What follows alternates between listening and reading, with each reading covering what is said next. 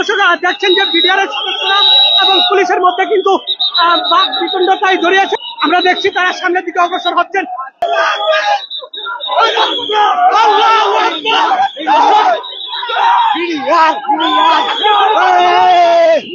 দর্শক বিডিআর এর সদস্যরা সামনের দিকে পুলিশের বাধা অতিক্রম করে সামনের দিকে চলে আসছেন, এমনটি দেখানোর চেষ্টা করছি।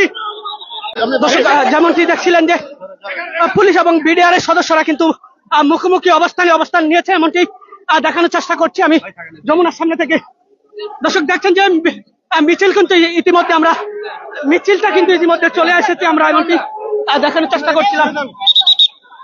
দর্শক আমরা দেখেছি যে বিডিআর এর সদস্যদেরকে দুইবার কিন্তু ব্যারিকেড সৃষ্টি করেছে, দুইবারই তারা ব্যারিকেডকে উপেক্ষা করে কিন্তু তারা যমুনার সামনে এসেছে এবং যমুনার সামনে বিশাল এক ব্যারিকেড আমরা দেখছি পুলিশের সদস্যরা কিন্তু দিয়েছেন, এমনটি আমরা সরাসরি আপনাদেরকে দেখার চেষ্টা করছি।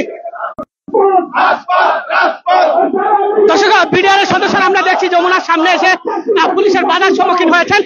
আমরা শাহবাগেও দেখেছি পুলিশ তাদেরকে বাধা প্রদান করেছিলেন এবং মৎস্য ভবনের সামনেও কিন্তু তাদেরকে বাধা দিয়েছিলেন, কিন্তু সেই বাধা উপেক্ষা করে যমুনার সামনে এসে কিন্তু তারা আবারও।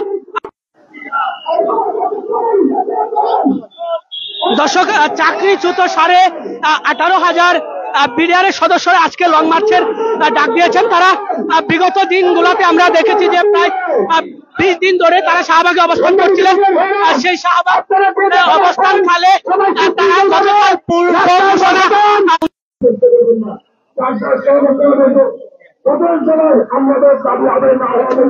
দর্শক তাদের দাবি আদায় হওয়ার আগ পর্যন্ত তারা যাবেন না, যমুনাতে এসেছেন এমনটি আপনাদেরকে দেখানোর চেষ্টা করছি। দর্শক দুইবার বাধা উপেক্ষা করে তৃতীয়বার কিন্তু তারা আবারও চলে এসেছেন যমুনার সামনে। দর্শক আমরা বিডিআর এর কিছু সদস্যদের সঙ্গে কথা বলবো এবং জানতে চাইবো তাদের আজকের এই প্রতিক্রিয়া। আসলে আমরা দীর্ঘদিন থেকে শান্তিপূর্ণ আন্দোলন করে আসছি। আমরা শান্তিপূর্ণভাবে সরকারের উচ্চ পর্যায়ে আমরা আমাদের দাবিগুলো পৌঁছানোর চেষ্টা করেছি, কিন্তু এ যাবৎ আমাদের দাবিগুলো কেউ কর্ণগ্রহণে নেয় নাই, যার কারণে আমরা এসেছি প্রধান উপদেষ্টা শ্রদ্ধেয় ডক্টর মোহাম্মদ ইউনূসের কাছে। উনি আমাদের দাবিগুলো শুনবেন এবং যৌক্তিক দাবিগুলো মেনে নিয়ে আমাদেরকে বাংলাদেশ রাইফেলসকে পুনঃপ্রতিষ্ঠা করবেন এবং যে সমস্ত বিডিআর এর সদস্যরা চাকরি হারিয়ে অসহায় নির্যাতিত নানাভাবে নিষ্পেষিত হয়েছেন তাদের অধিকার প্রতিষ্ঠার বিষয়ে তিনি কার্যকরী পদক্ষেপ নেবেন, এই জন্য আমরা তার বাসভবন অভিমুখে মার্চ করেছি। আর দেখছি পুলিশ আপনাদেরকে শাহবাগে ব্লকেট দিয়েছিল এবং মৎস্য ভবনেও দিয়েছিল, তাদের সেই বাধাকে উপেক্ষা করে আপনারা যমুনায় এসেছেন। ভিতরে যাওয়ারও কোনো পরিকল্পনা আপনাদের?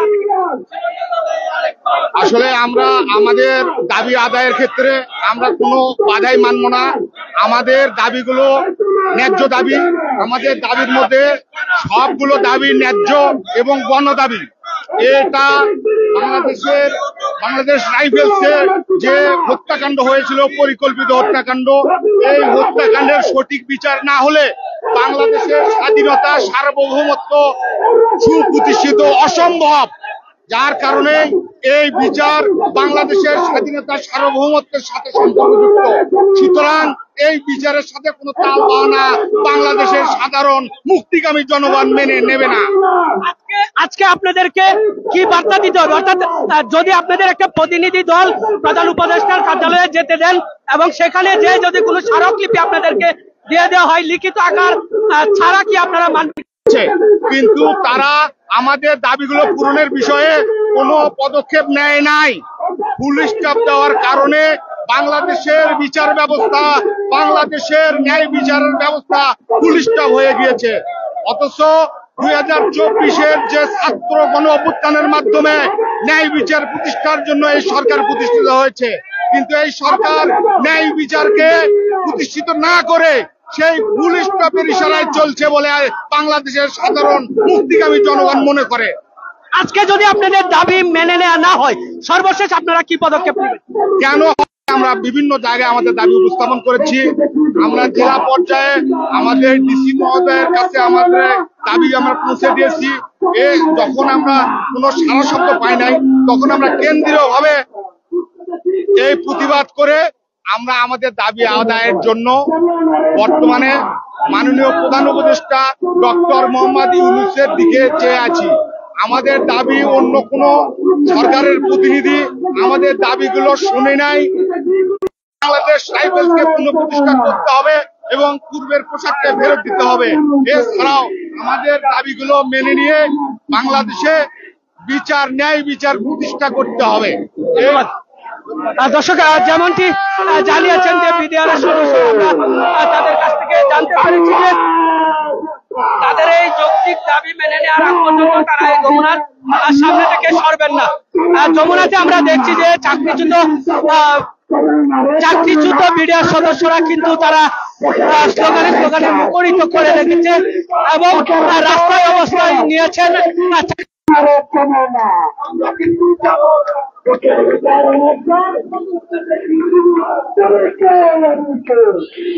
দর্শক, বিডিআরের 18,500 বিডিআর সদস্যদের যে চাকরিচ্যুত করা হয়েছিল বিগত আমলে, সেই 18,500 নেতাকর্মী সারা বাংলাদেশ থেকে আজকে আমরা দেখছি যে যমুনার উদ্দেশ্যে লং মার্চের ডাক দিয়ে তারা যমুনার সামনে অবস্থান নিয়েছেন এবং সেই 18,500 লোকদের মধ্যে যারা এখনো প্রশাসনে হাতে বন্দী অর্থাৎ জেলে যারা এখনো আটকা আছে তাদেরকে অতি শীঘ্রই তাদেরকে মুক্তি দিতে হবে এবং যারা চাকরিচ্যুত হয়েছে তাদেরকে চাকরিতে পুনর্বহাল করতে হবে।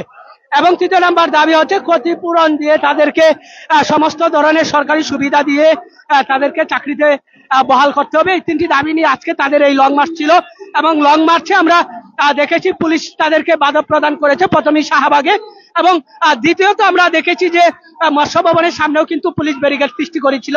আর সেই ব্যারিকেডকে উপেক্ষা করে আমরা দেখেছি যে চাকরিচ্যুত বিডিআরের সদস্যরা তারা যমুনার দিকে অগ্রসর হয়েছেন এবং সর্বশেষ কাকরাইল মোড়ের সামনে যমুনার যে মূল ফটক গেট রাস্তা, সেই রাস্তায় আবারও ব্যারিকেড দেওয়ার পর তারা এখানে অবস্থান নিয়েছেন এবং এখানে তারা আন্দোলন সক্রিয়ভাবে চালিয়ে যাচ্ছেন। দর্শক, এই ছিল আমার কাছে লং মার্চের সর্বশেষ পরিস্থিতি। পরবর্তী আপডেট পেতে পেজটিতে লাইক, কমেন্ট, শেয়ার করে পাশে